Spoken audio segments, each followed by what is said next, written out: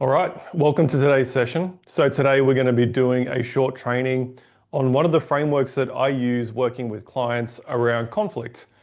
Now, if you're in the relationship coaching space, if you're working with people, whether that's couples in the same session or working with individuals on improving their relationships, on working through conflict and navigating trauma and feelings, and maybe some of their past hurt, this is a great training for you to watch, particularly if you want to deepen your practice. But also if you are in a relationship and conflict is one of the challenges that you have, or if you've ever been in a relationship where conflict was a challenge that you had, this is a really good one for you. So let me just start by saying that conflict in a relationship is a really, really normal thing.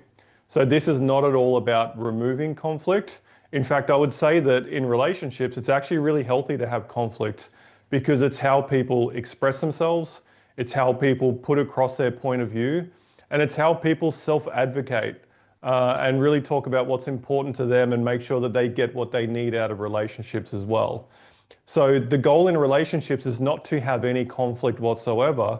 Again, it's a really, really healthy thing. It's more about the ability to have conflict, but to be able to work on that conflict in a way that's healthy and not end up just having a slinging match at each other and then blowing up, falling apart, and building up that resentment that starts to come when there are repeated cycles of conflict. So I think the more concerning thing, I would say is the right word in relationships, is actually when there is no conflict at all.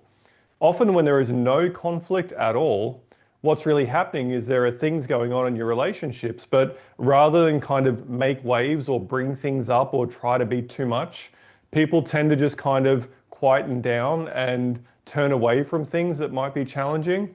And instead of addressing it and being able to work through and coming up with a solution and feeling more understood and heard and seen by your partner, people just internalize it and shut it down. And it starts to build what I call these micro resentments, where it's kind of like all these little things build up under the surface that are going on. And then all of a sudden it's a big thing where it could have been solved much earlier when it was still just a little thing to be worked on. Now, the frame that I use with people is about solving those conflicts that cycle over and over, but you never actually get to a resolution. Because again, the normal day-to-day conflicts are good. It's okay to be passionate. It's okay to argue. It's okay to disagree. All of those things. But where I find people are most challenged is when there is a level of conflict that just goes on and on and on. And you're always fighting or cycling through either the same arguments about the same things and never getting to a resolution, or you're fighting about things that don't even matter at all. And it kind of feels like everything that comes up becomes explosive or becomes a little bit of a problem. And let me give you an example of something really simple like money is a big thing that people fight over. Parenting is a big thing that people fight over. Control, social life, what you guys do together, your plans, how you live your life. Intimacy is a big thing that people often have conflict around and it's difficult to navigate. But of course, all of those things are navigatable with the right approach. So again, this is the framework that I use with clients. So just follow for the next 5 minutes or so. It's not going to be super long. I know there was a bit of a long intro. Not going to be super long, but it's going to be really, really valuable for you. So this frame that I use with people around conflict, right? And again, let's just go back to the conflict about money, which is one of those things that people often tend to bicker or fight about. When it comes up, there's a kind of a cycle that people fall into where rather than being able to talk about something that's going on, they tend to talk from a place of like a wounded ego or a painful place from their past that brings something up in them. They bring the conflict or the conversation forward, and it comes out in a way that is just not well received by the other partner. Or perhaps it comes out in a way that should be received well, but the other partner has all of this other stuff going on in the background as well. It brings up a feeling for them, and then it brings up a thought process and a story for them.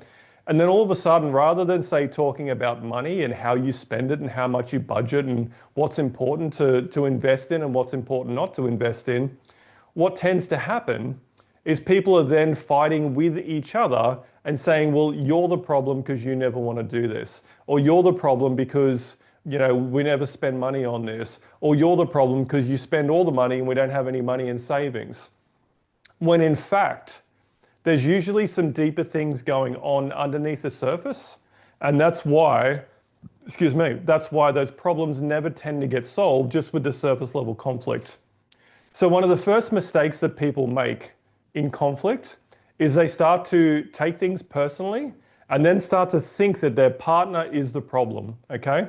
So these are the two people in the relationship. You can clearly tell that this one's the man because he's got short hair. This one's the woman because she's got long hair, and also she's shorter. And men are usually taller than women, right? So there we go. Don't crucify me for that. I'm 6'4", it's all good.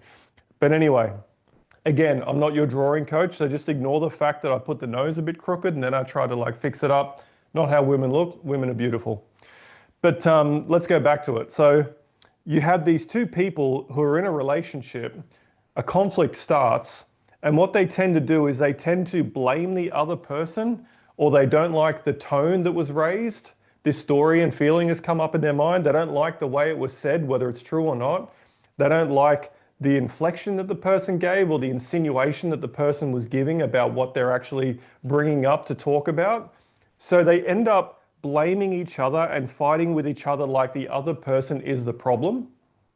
When in fact, when there's an issue like money that comes up or intimacy that comes up or any real challenge in a relationship that you haven't been able to work through, the correct approach to take, or the way that you should look at these problems, is it is always a problem in between the two of you.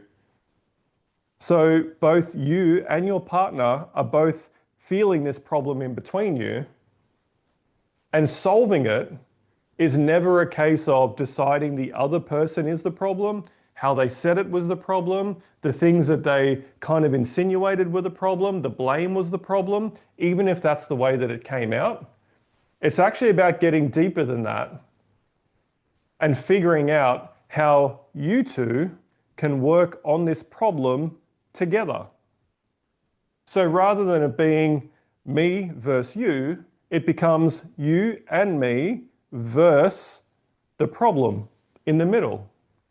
And when you do that, it tends to take out the personal feelings and the personal clashes that you have around what came up, how it was said, what you didn't like about it, how this is always their fault, how they're always saying this is my fault. And it allows you both to come together as a team to work on the thing that is in between you at the moment. And if you're always fighting about it and you're creating these micro tears, then you're creating resentment in your relationship. And that's going to spill out into the way you care for each other, into your levels of physical intimacy, emotional intimacy, the way you show up, the things that you share, the depth that you go to in your relationship. It's always going to cause roll-on problems in other areas, even if you don't think that you can see that. So the frame that you need to move your clients to, or the frame that you need to move to in your relationships are, we've got to stop fighting about who said what and how it was said and what came up.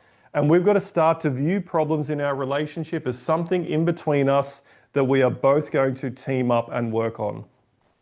Now, one of the best ways that you can do this is to start to consider and start to talk about and start to verbalize when this thing comes up, being able to pause and say, hey, this is our pattern, this is our cycle, and we're back in that cycle. We're back in that pattern. We can see this coming up.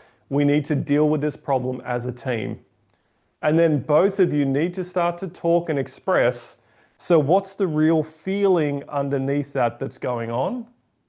And what is the need that is not being met, that is currently happening when you talk about this thing? So for example, again, let's go back to the money situation. There is often one person who wants to spend more, one person who wants to save more.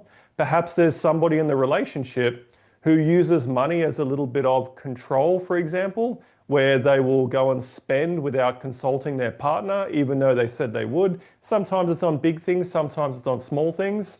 Or perhaps they want to spend on something and they go and ask their partner's opinion. Their partner gives an opinion and they just go and do whatever they wanted to do anyway without without taking that into account at all. Now, that can leave one person feeling like perhaps they're not being heard, perhaps they're not being respected in the relationship, and perhaps that what they think doesn't really matter. Like they're not being looked after and taken care of. Like, what are you asking my opinion for anyway? Because you don't give a shit because you've just gone and done exactly what you wanted and you just kind of asked me so I don't nag you. And then, of course, there is a need underneath that. And in that example, perhaps the need is to feel like they're contributing, to feel like their partner respects them, to feel like their opinion is actually valued by the other person and that they are equal in the relationship rather than just being controlled or just being ignored. So when you can start to do that, what you're then doing is you're moving through the surface level problem, you're moving through that cyclic argument, and you can start to talk about and help each other and address the need that is going on underneath it. Because when you're talking from a space of your feelings and the things that you need from your partner is more likely to feel that and understand that and to want to help you move through those things and to show up for you in the way that you need them to show up for.